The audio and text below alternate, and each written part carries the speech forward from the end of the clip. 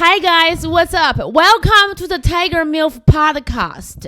Because Mario has been a very successful model for a long time, and I'm a very conservative when it comes to drugs. Yeah. So I really he's a nerd. He knows chemistry and physics and shit like that. So I think I want to explore drugs with him, not taking them, but talking about them and having better understanding about our different opinions because we were born and raised different places. Well, you were born and raised in China, which is like very strict on drugs. And Yeah. I was raised in the modeling industry where you have to take drugs to be part of the game. Really, I thought only get BJs and get BJs. I mean, that's also part of it. It goes hand in hand, you know? You got to do cocaine with the right people, and also you got to be skinny for modeling. So when I was modeling, like all the girls, like I would see them, right? We'd have a casting and all the girls were kind of like, you know, they were kind of tired. They go into the bathroom and they come back and they're just like, okay, I'm ready for the casting. They just like kill their appetite and they do a cigarette, cocaine and coffee diet during fashion week. That's nice. That's good. Yeah. You should try it one day. It's great. Yeah, I don't need to like look good for people though. I'm a comedian. No. I'm gonna eat and feel good, and nobody tells you. And fat shaming other people, and that's my job. For your brand, it works that you're hot, though, right? I don't know, but like maybe, but I just don't feel like it would.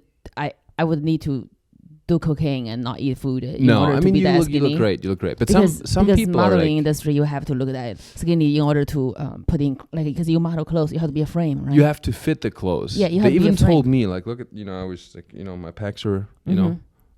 Yes, it's destructive. So they always told me I was too big.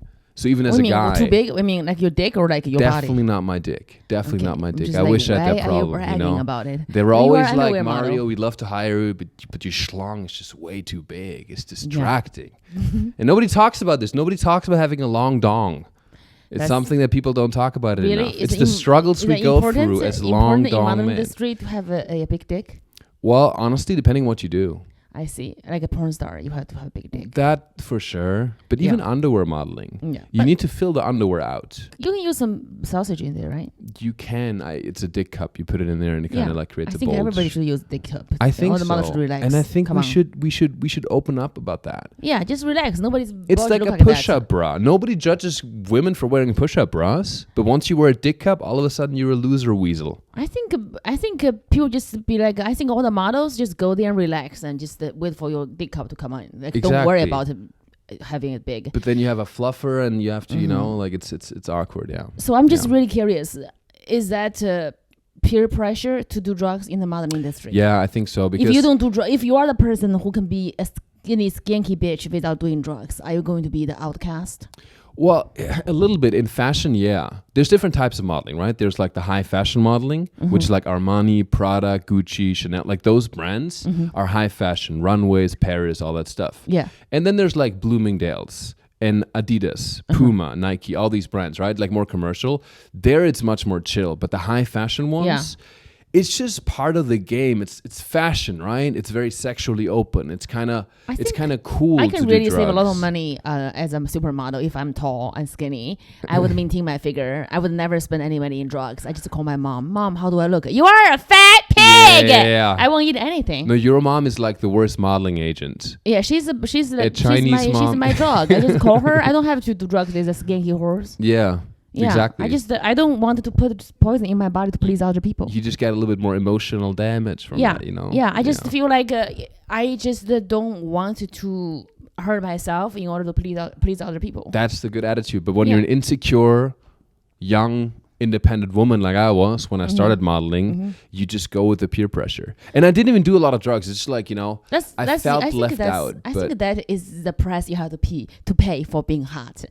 Ugly people, nobody is like modeling. Fuck you, fuck you. Yeah, you are beautiful. God give you that face. You know what? Do drugs and ruin your life. And us normal people, civilians, we just eat a fucking burger and play video games and judge you guys look creepy. And I think that's fair, right? Like it's a curse and a blessing. It's a curse and a blessing. I always believe in that.